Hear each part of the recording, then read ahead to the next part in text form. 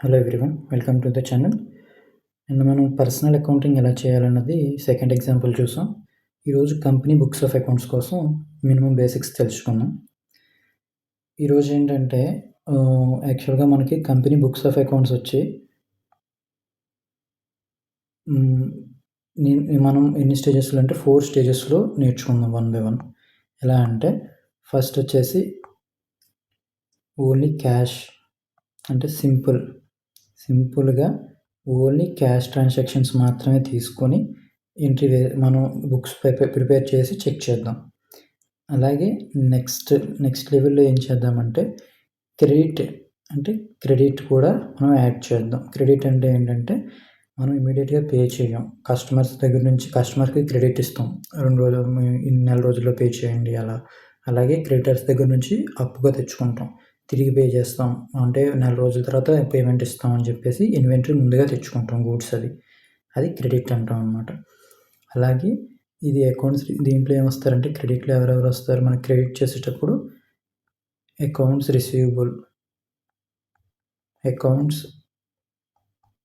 Receivable అంటే ఏంటి? Accounts రావాల్సిన వాళ్ళు అంటే మనకు డబ్బులు వస్తాయి అనమాట. అకౌంట్స్ రిసీవబుల్ అంటే ఎవరు? మనం సేల్ చేసేటప్పుడు మనకి డబ్బులు వస్తాయి. అంటే ఇమీడియట్గా రాలేదు, లేట్గా వస్తాయి. ఈ సేల్ ఏంటి? క్రెడిట్ సేల్ అనమాట. ఇది క్రెడిట్ సేల్ చేస్తే మనం అప్పుడు మనకి అకౌంట్ రిసీవబుల్ క్రియేట్ అవుతారు. వీళ్ళని ఏమని పిలుస్తామంటే మనం డెటార్స్ అని పిలుస్తాం. డెటార్స్. ఓకే. నెక్స్ట్ అలాగే అకౌంట్స్ పేయబుల్ అంటే ఎప్పుడు వస్తుంది? అకౌంట్స్ పేయబుల్ అంటే మనం పే చేయాలి. ఎవరికి పే చేయాల్సి ఉంటుంది? మనం ఎవరి దగ్గర నుంచి పర్చేస్ చేసి, అది కూడా క్రెడిట్ పర్చేస్ చేసి ఉంటే కనుక వాడికి మనం పే చేయాలి ఉంటుంది. వాళ్ళని మనం ఏమని పిలుస్తాం? క్రెడిటార్స్ అని పిలుస్తాం అన్నమాట. Next inventory. ఇప్పుడు వరకు ఓన్లీ సింపుల్గా క్యాష్ ట్రాన్సాక్షన్స్ అయితే ఎలా చేస్తాం, క్రెడిట్ యాడ్ అయితే ఎలా చేస్తాం, ఇవి సెకండ్ లెవెల్ వరకు నేర్చుకుంటాం. థర్డ్ లెవెల్ వచ్చేసరికి మనం ఇన్వెంటరీ అంటే ఏంటంటే స్టాక్ అనేది ఇప్పుడు మనం ఎంతైతే పర్చేస్ చేసామో, ఫర్ ఎగ్జాంపుల్ పర్చేస్ చేసిన స్టాక్ ఉంది. పర్చేస్ మనం 1 lakh చేసాం. ఈ 1 lakh సేల్ చేయాలని రూల్ లేదు ఈ పీరియడ్లో. ఓకే. ఈ పీరియడ్లో మనం సేల్ చేసింది ఓన్లీ ఈ 1 lakh స్టాక్ రిలేటెడ్గా. ఇందులో ఓన్లీ 70,000 మాత్రమే సేల్ చేసాం. మిగిలిన 30,000 అనేది ఇంకా అలా స్టాక్లో ఉండిపోయింది. అలాంటప్పుడు ఎలా అకౌంట్ ఫర్ చేస్తాం? ఎలా చేస్తాం దీన్ని? అంటే ఇన్వెంటరీ ఎలా మెయింటైన్ చేస్తాం బుక్స్లో, అది తెలుసుకోవడానికి మనం ఈ లెవెల్కి రావాలన్నమాట. నెక్స్ట్ వచ్చేసి విత్ జిఎస్టీకి వచ్చేసరికి మనకి జిఎస్టీ కోసం బేసిక్స్ తెలుసుకోవాల్సి ఉంటుంది. అది నేను మళ్ళీ డీటెయిల్డ్గా ఆ చాప్టర్ వచ్చేటప్పుడు నేను ఎక్స్ప్లెయిన్ చేస్తాను. ప్రస్తుతానికి బ్రీఫ్గా తెలుసుకోవాలి అనుకుంటే మనకి జిఎస్టీ అనేది సేల్స్ మీద వస్తుంది, అలాగే పర్చేజ్ మీద కూడా వస్తుంది. సేల్స్ మీద వచ్చేది ఏంటంటే అవుట్పుట్ ట్యాక్స్ అంటాం దీన్ని. అవుట్పుట్ ట్యాక్స్ లయబిలిటీ అంటాం. ఓకే. ఎందుకంటే అవుట్పుట్ అంటే ఏంటి? బయటికి వెళ్ళిపోయేది. అంటే సేల్ అంటే మనం బయటికి చేసేదే కదా, ఇన్వెంటరీ బయటికి పోతుంది. సో సేల్ చేసాం అంటే అవుట్పుట్ ట్యాక్స్ కడతాం. అంటే మనం ఇది కట్టాలి కదా, మనం పే చేయాల్సింది, కాబట్టి ఇది లయబిలిటీ అవుతుందన్నమాట. ఇది నేను మీకు అర్థం అవ్వడానికి అలా చెప్తున్నా, కానీ దీని యాక్చువల్ మీనింగ్ డిఫరెంట్. అది మళ్ళీ చూద్దాం మనం. అలాగే పర్చేస్ చేసేటప్పుడు మనం పర్చేస్ చేసాం అంటే మనకు లోపలికి వస్తుంది కాబట్టి ఇన్పుట్ ట్యాక్స్. క్రెడిట్ అంటే ఇది క్రెడిట్ అని ఎందుకు అన్నామంటే, రేపు పొద్దున్న ఈ అవుట్పుట్ ట్యాక్స్ లయబిలిటీ కట్టేటప్పుడు మనం ఇన్పుట్ ట్యాక్స్ లయబిలిటీ క్రెడిట్ ఏదైతే ఉందో అది డిడక్ట్ చేసి రిమైనింగ్ మాత్రమే మనం గవర్నమెంట్కి కడతాం. ఫర్ ఎగ్జాంపుల్ సింపుల్గా చూడాలి అనుకుంటే ఒక చిన్న ఎగ్జాంపుల్, మనం సేల్ చేస్తే ఎంత చేసాం? 1 lakh రూపీస్ సేల్ చేసాం. జిఎస్టీ దాని మీద వచ్చి 5% జిఎస్టీ అంటే ఎంత అవుతుంది? 5 into 1 lakh అంటే 5,000 అవుతుంది. ఓకే. కానీ మనం పర్చేజ్ కూడా చేసాం. ఎంత చేసాం పర్చేజు? పర్చేజ్ వచ్చి ఒక 70,000 చేసామనుకుందాం ఫర్ ఎగ్జాంపుల్. 70,000 మీద జీఎస్టీ రేట్ వచ్చి ఒక 1% వేసుకుందాం. అంటే తక్కువే జీఎస్టీ అమౌంట్. ఎంతయింది? 1% ఇంటూ 70,000 అంటే ఎంత అవుతుంది మనకి? 700 అవుతుంది. ఓకే.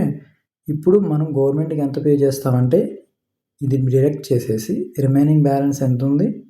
అంత మాత్రమే పే చేస్తాం. అంటే 5,000 నుండి 700 తీసేస్తే 4,300 రూపీస్ ఏదైతే ఉందో ఇది మనం గవర్నమెంట్‌కి పే చేస్తాం. ఇది నెట్ ట్యాక్స్ లయబిలిటీ అంటాం దీన్ని. Net tax liability. ఓకే. ఇదేంటిది? ఇది అవుట్‌పుట్ ట్యాక్స్ లయబిలిటీ. ఇదేంటిది? Input tax credit. Input tax credit. దీనికోసం డీటెయిల్‌గా మళ్ళీ చూద్దాం. ప్రస్తుతానికి జస్ట్ బ్రీఫ్‌గా మాత్రమే చెప్పాను. ఇప్పుడు ఈరోజు మనం సింపుల్‌గా ఓన్లీ క్యాష్ ట్రాన్సాక్షన్స్ ఉంటే దానికి ఎలా చేయాల్సి ఉంటుంది? అకౌంట్ బుక్స్‌లో అకౌంట్ ఫర్ ఎలా చేసుకోవాలనేది ఈరోజు క్లాస్‌లో చూద్దాం. ఫర్ ఎగ్జాంపుల్ శ్రీరామ లిమిటెడ్ ఏం చేశారు? అందులో రామ అనే పర్సన్ క్యాపిటల్ తీసుకొచ్చాడు. రామ ఏం చేసుకొచ్చాడు? క్యాపిటల్ అనేది తీసుకొచ్చాడు. ఎంత? 1,00,000 రూపీస్ క్యాపిటల్ తీసుకొచ్చాడు. 1,00,000 రూపీస్ క్యాపిటల్ తీసుకొస్తే క్యాపిటల్ అంటే ఇది క్యాపిటల్ ట్రాన్సాక్షనే. క్యాపిటల్ నేచర్‌లో ఉన్న ట్రాన్సాక్షన్. బిజినెస్‌కి ఏంటిది? రామ తీసుకొచ్చాడు. ఓకే. దేంట్లోకి తీసుకొచ్చాడు? బిజినెస్ తీసుకొచ్చాడు. ఇప్పుడు బిజినెస్ బుక్స్ కదా మనం ప్రిపేర్ చేస్తున్నాం. సో, బిజినెస్‌కి ఇది ఏమవుతుంది? రిసిప్ట్. అంటే ఇది క్యాపిటల్ రిసిప్ట్. క్యాపిటల్ రిసిప్ట్ అనేసరికి ఇదేమవుద్ది? లయబిలిటీ అవుతుంది. లయబిలిటీ అంటే మనం ఎక్కడ బుక్ చేస్తాం? బ్యాలెన్స్ షీట్‌లో మనం బుక్ చేస్తాం అన్నమాట. ఓకే. బ్యాలెన్స్ షీట్‌లో మనం బుక్ చేసేటప్పుడు దీనికి ఇక్కడ మరి ఎగ్నెస్ట్‌గా ఇప్పుడు తీసుకొచ్చాడు, క్యాపిటల్ తీసుకొచ్చాడు అంటే లయబిలిటీ క్రియేట్ అయింది. మనకి బ్యాంక్‌లో డబ్బులు కూడా వచ్చుంటాయి కదా! సో, బ్యాంక్ బ్యాలెన్స్ కూడా వచ్చిందనమాట. అంటే ఇక్కడ 2 ట్రాన్సాక్షన్స్ ఉంటాయి. ఒకటేమో క్యాపిటల్ ఇది, ఇంకోటి బ్యాంక్ అనమాట. బ్యాంక్ అమౌంట్ అనేది మనకి బ్యాంక్ అకౌంట్‌లోకి డబ్బులొస్తాయన్నమాట. నెక్స్ట్ వచ్చేసి పర్చేజ్ చేసాం. Purchase of goods worth 50,000 rupees. అంటే 50,000 పెట్టి మన దగ్గర ఉన్న క్యాష్ తోటి 50,000 పెట్టి అంటే క్యాష్ ఏమైంది ఇక్కడ 2 ట్రాన్సాక్షన్స్ కదా! Cash or bank and purchase 2 ఉన్నాయి కదా! క్యాష్ వచ్చేసరికి ఏమవుతుంది? ఈ క్యాష్ అనేది మనకి ఏమవుతుంది? తగ్గుతుంది. అంటే పేమెంట్ చేస్తాం కదా! పర్చేజ్ కాబట్టి మనం పేమెంట్ చేస్తాం. పేమెంట్ చేస్తే ఏమవుతుంది? క్యాష్ అనేది తగ్గుతుంది. ఇక్కడ క్యాష్ అనేది పేమెంట్ కాబట్టి ఇది ఏం పేమెంట్ ఇది? Capital payment. ఎంత? ఇది దేంట్లో? ఇది అసెట్ పేమెంట్ కాబట్టి అసెట్‌లోకి వస్తది. బ్యాలెన్స్ షీట్‌లోకి వస్తది. అలాగే పర్చేజ్. పర్చేజ్ అనేది ఆల్రెడీ ఇప్పుడు అయిపోయింది కదా! మళ్ళీ దాని నుంచి మనకు వచ్చేది ఏం లేదు. ఇన్వెంటరీ నుంచి వస్తది కానీ ఇక పర్చేజ్ నుంచి ఏమి రాదు కదా! సో, ఇది రెవెన్యూ నేచర్‌లోకి వస్తుంది. ఇది ఎంత అవుతుంది ఇది? ఈ రెవెన్యూ కాబట్టి ఎక్స్‌పెండిచర్ అన్నమాట ఇది. ఎక్స్‌పెండిచర్ అనేసరికి బ్యాలెన్స్ షీట్‌లోకి వెళ్తుందన్నమాట. నెక్స్ట్ వచ్చి shop rent paid. Shop rent ఎంత పే చేశాడు? 10,000 పే చేశాడు. ఇది రెవెన్యూ పేమెంట్.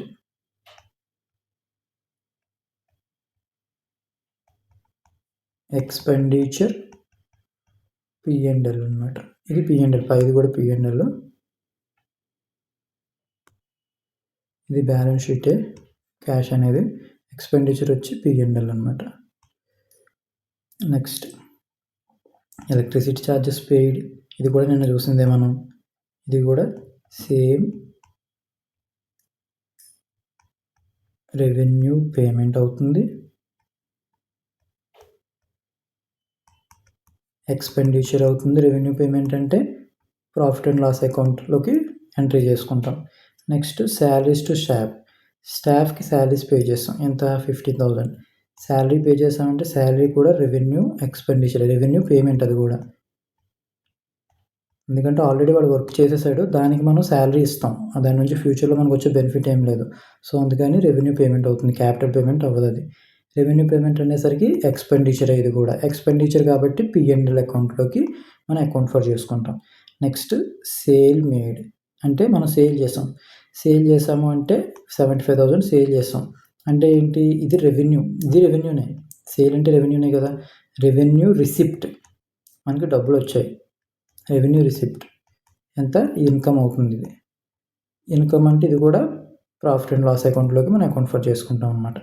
ఇప్పుడు మనం చూస్తే దీన్ని ఇన్కమ్ స్టేట్మెంట్లో వేద్దాం. ఇన్కమ్ స్టేట్మెంట్ అన్నా ప్రాఫిట్ అండ్ లాస్ అకౌంట్ అన్నా ఒకటే. ఓకే, ఇప్పుడు దీన్ని మనం అకౌంట్ ఫర్ చేసుకోవాలి అనుకుంటే ఫస్ట్ ట్రాన్సాక్షన్ ఏంటి? Rama brings capital of 1 lakh. 1 lakh capital తీసుకొచ్చాడు కాబట్టి ఇది ఏమవుతుందని చెప్పాను, బ్యాంకులోకి డబ్బులు వచ్చాయి 1 lakh, అలాగే క్యాపిటల్ లైబిలిటీ అనేది మనకి క్రియేట్ అయింది. సో బ్యాలెన్స్ షీట్లోకి వెళ్ళిపోవాలి, రెండు క్యాపిటల్ నేచర్ కాబట్టి. ఫస్ట్ క్యాపిటల్ ఎంత? 1 lakh, అలాగే bank 1 lakh. Okay, next transaction ఏంటి? Purchase of goods worth 50,000. Revenue nature కదా కాబట్టి పర్చేజ్ ఆఫ్ గూడ్స్ అంటే ఎక్స్పెన్సెస్. అది పర్చేజెస్ ఎంత? 50,000. 50,000 పెట్టి మనం పర్చేస్ చేసామంటే ఏమవుతుంది? మన బ్యాంక్ అకౌంట్లోంచి 50,000 బ్యాలెన్స్ అనేది రెడ్యూస్ అయిపోతుంది, -50,000. నెక్స్ట్ ట్రాన్సాక్షన్ ఏంటి? షాప్ రెంట్ 10,000 పే చేసాం. రెంట్ 10,000. బ్యాంక్ నుంచి ఏమవుతుంది? అదే 10,000 బ్యాంక్ నుంచి కూడా తగ్గుతుంది. Next electricity charges paid 2,500. Electricity charges paid. Electricity కదా,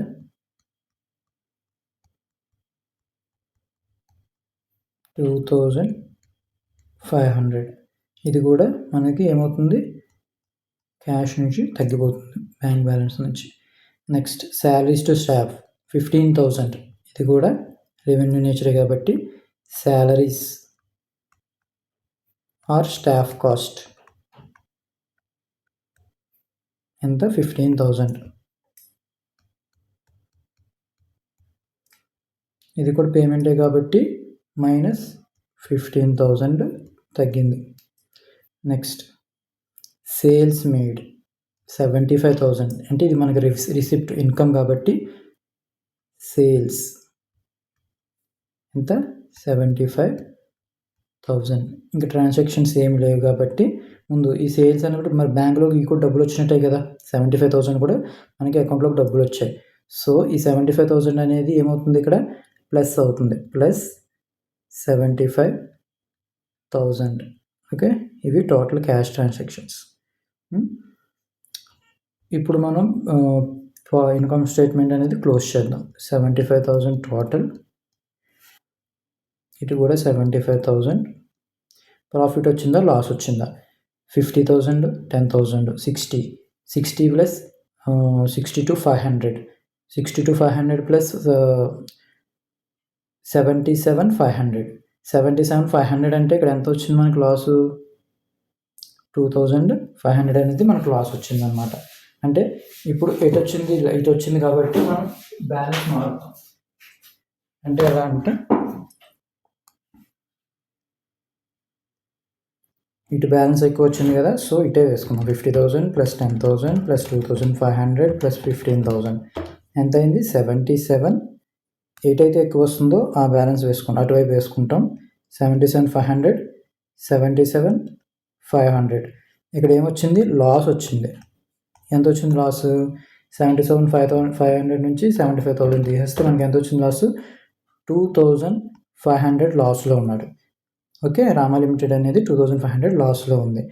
అప్పుడు ఇక్కడ ఏం చేస్తాం? 2,500 లాస్ కదా, ఇక్కడ లాస్, అది ప్రాఫిట్ అండ్ లాస్ అకౌంట్ అని రాస్తాం. ఎంత వచ్చింది లాస్? 2,500 లాస్ కదా, సో నెగిటివ్లో ఉంటుంది అనమాట. ఓకే, ఇప్పుడు బ్యాంక్ ట్రాన్సాక్షన్స్ టోటల్ చేద్దాం. 1 lakh -50,000 -10,000 -2,500 -15,000 ప్లస్ 75,000 ఎంత వచ్చింది? 97,500. ఇక్కడ ఎంత వచ్చింది? 1 lakh -2,500 ఎంత వచ్చింది? 97,500. ఇక్కడ కూడా 97,500 మనకి ఇలా బ్యాలెన్స్ షీట్ అనేది టాలీ అయిందనమాట. ఒక్కసారి మళ్ళీ చిన్న రీక్యాప్. మొత్తం 6 ట్రాన్సాక్షన్స్ అంతే. సింపుల్గా తీసుకున్నాం ఈ సమ్ము. ఫస్ట్ క్యాపిటల్ వచ్చింది. క్యాపిటల్ వచ్చినప్పుడు లయబిలిటీ క్రియేట్ చేసాం, అలాగే బ్యాంకులోకి డబ్బులు కూడా క్రియేట్ చేసుకున్నాం. నెక్స్ట్ సెకండ్ ట్రాన్సాక్షన్ పర్చేస్ చేసాం. పర్చేస్ చేసినప్పుడు ఎక్స్పెన్సెస్ క్రియేట్ అయింది, అలాగే బ్యాంకులోంచి డబ్బులు కూడా తగ్గించాం. Next shop rent expenses book చేసుకున్నాం, అలాగే డబ్బులు కూడా తగ్గాయి, మనీ తగ్గింది. Next electricity paid, expenditure, cash reduction, salaries paid, expenditure and money reduction. Next sales made 75,000. Revenue nature అంటే రెవెన్యూ కాబట్టి ఇన్కమ్ సైడ్ వచ్చింది 75,000. అలాగే క్యాష్లో నా 75,000 అనేది మనం యాడ్ చేసుకున్నాం అనమాట. ఓకే, ఈ విధంగా మనకి క్యాష్ బ్యాలెన్స్ అనేది మనకి వచ్చేసింది, సరిపోయింది. ఇప్పుడు ఇక్కడ మనం చూసినప్పుడు ఏమైందంటే ఎక్స్పెన్సెస్ ఎక్కువ ఉన్నాయి, ఇన్కమ్స్ కన్నా ఎక్స్పెన్సెస్ ఎక్కువ ఉన్నాయి. అంటే మనకి మనం సంపాదించిన కన్నా ఖర్చు పెట్టింది ఎక్కువ ఉంది, కాబట్టి ఇది లాస్ వచ్చిందనమాట. మనకి లాస్ వచ్చినప్పుడు మనం ప్రాఫిట్ వచ్చినప్పుడు లాస్ట్ టైం ఏం చేసాం, ప్రాఫిట్ వచ్చినప్పుడు ఇక్కడ వేసుకున్నాం, లాస్ వచ్చినప్పుడు ఇక్కడ వేసుకుంటాం. కాకపోతే లాస్ వచ్చినప్పుడు నెగిటివ్లో ఉంటుందన్నమాట. ఓకే, నెగిటివ్లో ఉన్నప్పుడు మైనస్ అయ్యి బ్యాలెన్స్ వస్తుంది, క్యాష్ బ్యాలెన్స్ మనకి ఇక్కడ టాలీ అయిపోయింది. ఇలా మనకి బ్యాలెన్స్ షీట్ అనేది టాలీ అయింది. రేపు ఈరోజైతే ఓన్లీ క్యాష్ ట్రాన్సాక్షన్స్ చూసాం కదా, రేపు విత్ క్రెడిట్ అయితే ఎలా ఉంటుందనేది చూద్దాం. Thank you friends. Any doubts ఉంటే కమెంట్ చేయండి.